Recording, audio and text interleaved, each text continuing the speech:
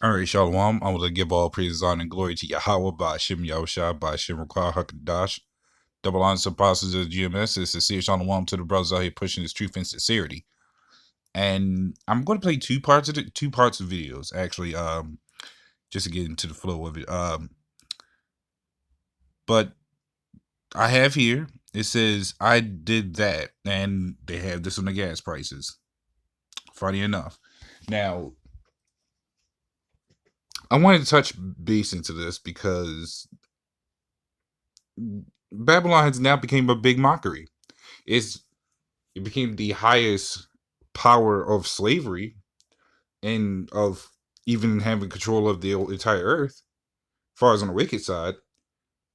But now it's becoming a mockery, and the Lord slowly did this. Now you have so many people upset. You have the other countries mocking your leaders,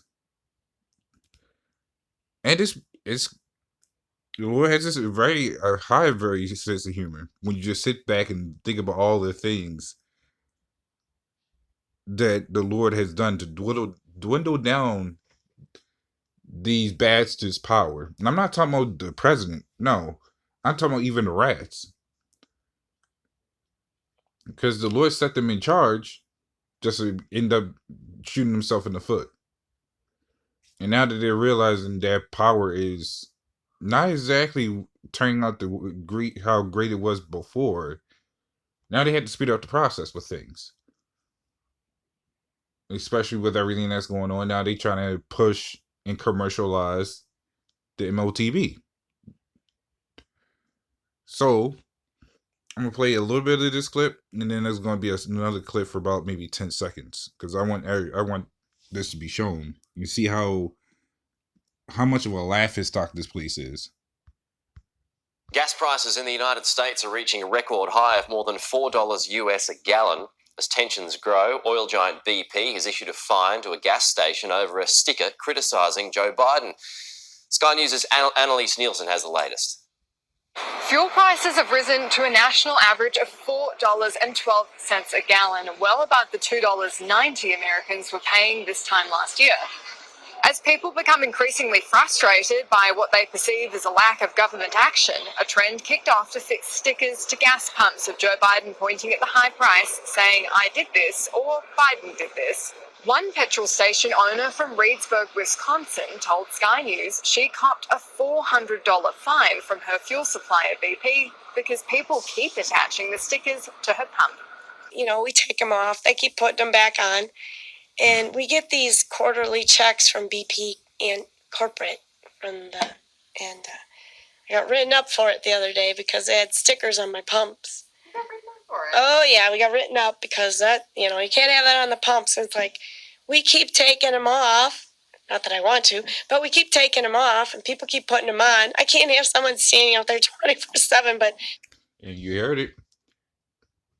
Now, the Sleepy Joe is now the big center of the embarrassment team. And she didn't even want to take it down, but she was like, she has to take it down because she keeps getting fined for it. And funny enough, that just makes the things a whole lot worse, not just for her, but for a lot of people, because now that they're pointing out that he did this, now she's getting fined for it. Anybody else that probably get fined for it, who knows? They might have to shut down the gas stations, which ultimately is going to be the next thing. But you notice, ever since this whole war thing has been starting, the war and gas prices has been the biggest thing. They try to keep people minds away from it by giving you entertainment meme that could, like, a running gag for months. Because now the biggest thing for that is the Will Smith slaps Chris Rock, or whatever the hell his name is, and that's all people might as well attention to. But now this keeps coming out. People, even from when I work, or just see people in the average streets, I don't hear them talking about or laughing about that no more. I hear them complaining about gas prices, food prices. So you saw these rats can't keep up the attention span of these people from shooing them away from the real thing. But this is what these people get. They want to hope for a turnaround, and they can't get it. Now, this is going to probably be just a short video, but I just want to get to the point. Now I want to show this one. Sure, there's more than one way. Of course, ads had to pop up, but it says this world is going to be blown in pieces. And it's completely right. I'm gonna just skip to the point of it. And here we go. What I would do, and I say this, our country's in trouble. Something happen. And if it doesn't happen, and if we don't have smart leadership, you're going to end up with no world. The world is going to be blown to pieces. We have stupid people now running our country. The world is going to be blown to pieces. So there you have it. This is why you have the laughing stock. You have quote unquote stupid people running the world, which is correct in a sense, but it's ran smartly by these rats to set up stupid people for the shutdown of this place, and for prophecy to keep this place permanently shut down. Of course, you're gonna have some places still open, but for the most part, Babylon's gonna be shut down for good. So hit it with the scriptures,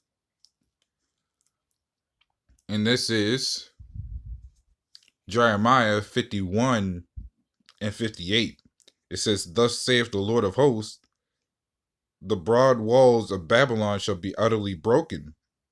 Now, this is not just talking about the borders and all that other stuff, which it is. It's part of it. But I'm talking about people, the infrastructure of this place, everything that keeps this place running is going to be utterly broken. Because then when you have this place shut down, you won't have no 911, no ambulance, none of that. The grocery store is going to be shut down and everything. But we're seeing firsthand how the walls of Babylon is being broken with this virus, these wars, your leadership. The people is also broken because now they feel depressed because they are starting to see that this place is worse. I'm even seeing on the comment boards that the people are saying that this is 100% accurate. I'm talking about from other videos or clips I've seen about this stuff, how it's 100% accurate that this place that we call Babylon, aka America, is a terrible place. How this place ain't gonna last long. I mean, there was a whole list of comments agreeing with this stuff now. Some we've been saying for years that this place is going to be finished. This place is going to burn. Now you have other people on comment board saying it because now they starting to see it. Now they starting to see. We've been unveiling the naked whore, the naked woman for the whore she is. Used up, old, shriveled, dirty, filthy, disgusting, grotesque. That is this place in a nutshell. And a lot of people is saying it now. It says, "And her high gates shall be burnt with fire, and the people shall labor in vain." And that's what you have. You're going to have to start seeing a lot of people labor in vain. You're going to start seeing a lot of these people labor in vain, which means they're going to be working for less. I'm sorry. Let's start with right now. They have to keep working their butts off to even be able to afford what they can now. And then when the value of the dollar goes even lower, you're gonna have people in the Stockholm syndrome be like, "Yeah, I'm gonna keep working even though I'm working for free." You're gonna start seeing that. I've seen movies about that when I was a kid, when they would just work for free and it wasn't doing them no good. But it says, "At her high gates shall be burnt with fire." And that can be taken literally, but that burnt with fire also goes to them riots as well, where people just upset, people breaking down these places, robbing, looting just so they could survive. Yeah, we done had that with the Baltimore riot. We done had that when this whole outbreak started. People was having a fit about that, causing riots and all that. So what's coming up next?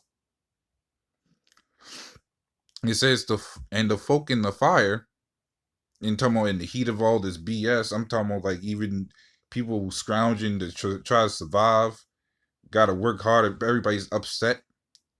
Then of course let's not forget martial law. That's also part of the fire as well. Because now people gotta be wary of what they do and all that other stuff. And it says, and they should be wary. Hey, I just said the word too. It wasn't even intentional, but hey, I said the word. They should be wary. People are going to feel the stress like no stress before, with having to struggle to work to make money for not only food but gas, for transportation, clothes, or not even just clothes. I'm talking about just even, I guess you could say even just bills for your house. And then you have martial law. Do you got to worry about other people trying to rob you and all this other stuff? So it's about to get worse. Right now, we're just seeing the trial run of it. Right now, people just this type of fire that the people is in is a small one. Right now, they're angry at their leaders. They gotta deal with the gas prices, and then they have to worry about their leaders sending money to another country to fund them to even bring them over here. So it's an all out crazy situation, but it's a very funny one where you just sit back and just like, damn, this place is really screwed, and we see it now. We've been seeing it, as far as like the brothers that's been sincerely pushing the truth and sincerity, and sincerity, but to really just be like, yeah, we're seeing it firsthand. Is like, yeah, this place really ain't coming back, and it's rejoiceful. It's very rejoiceful.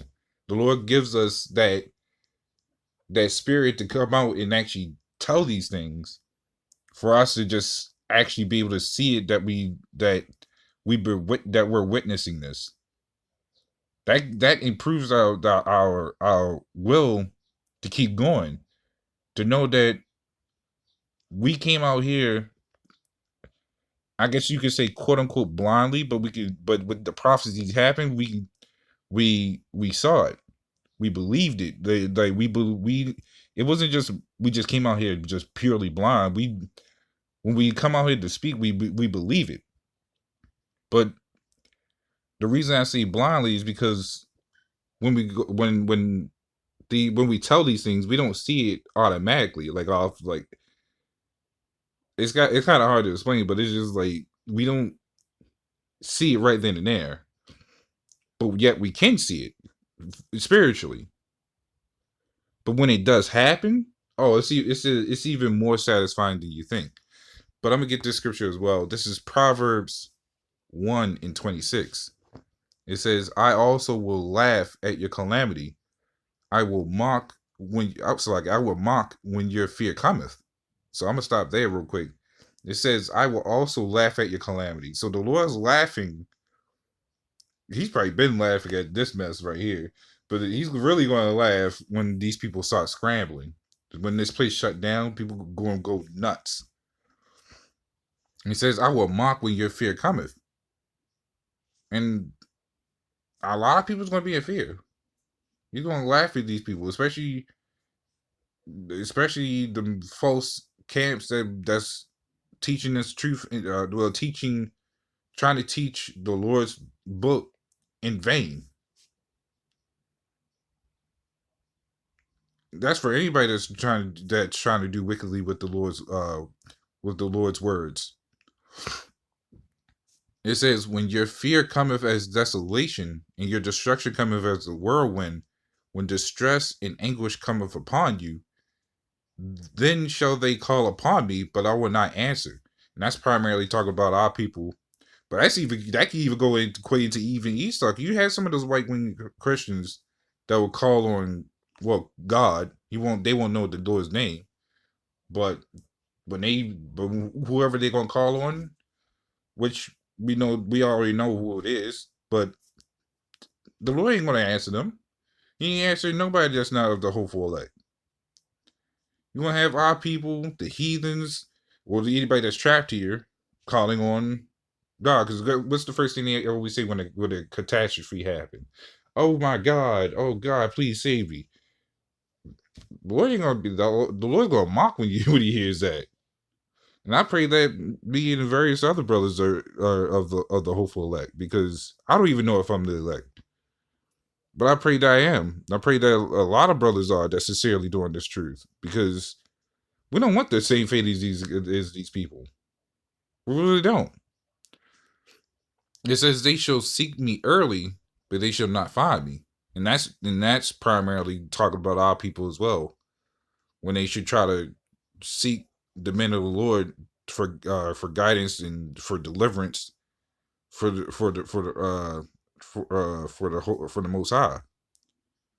But they won't get that. They won't find us. They won't find the Lord. They won't find any of that. So the Lord's gonna laugh at these people. The Lord's laughing now, just because he's watching the whole event like a video game or a movie. It's just like, damn, these people are stupid. This whole place is laughing. It's laughable. Like the Lord even set up the other countries to make skits about the president here. Ain't that something? That's only the power of the Lord who could do all this. That's all I have going into that. So like if it was a little bit of rambling, but Lord willing, this is a little edifying with that. Shalom.